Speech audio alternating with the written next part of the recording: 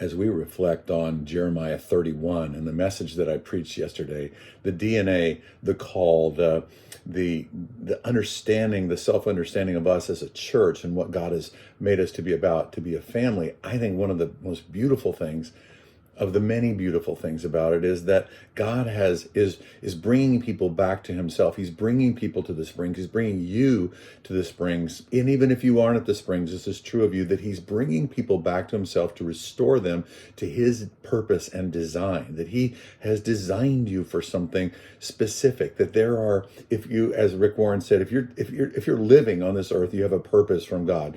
And the passage that speaks to this the most is Ephesians 2:10, that we are God's workmanship, or God's masterpiece. One translation says it, created in Christ Jesus, that is renewed and made new by Jesus, to do good works which God designed beforehand for us to do or to walk in. So you have been made by God to accomplish purposes on the earth that are meaningful both to you and to the kingdom venture, that God's kingdom coming through you is part of your design. Actually it's the giant, it's the largest, it's the lion's share part of who you are, that you have been designed by God for a purpose and to fulfill that purpose on the earth. Now, I believe that God has spoken to you. He's put some of these things in you, and that part of our job, if you will, not the biggest part of our job, but the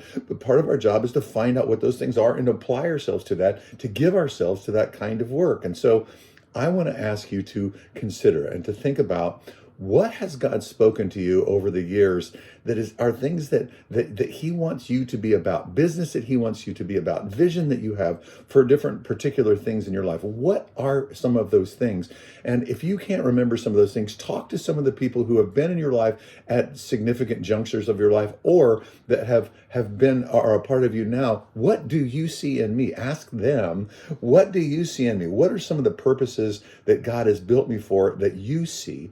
And as you do, you start to get a composite picture of some of the things you need to start applying yourself to, these purposes that God has built you for in advance.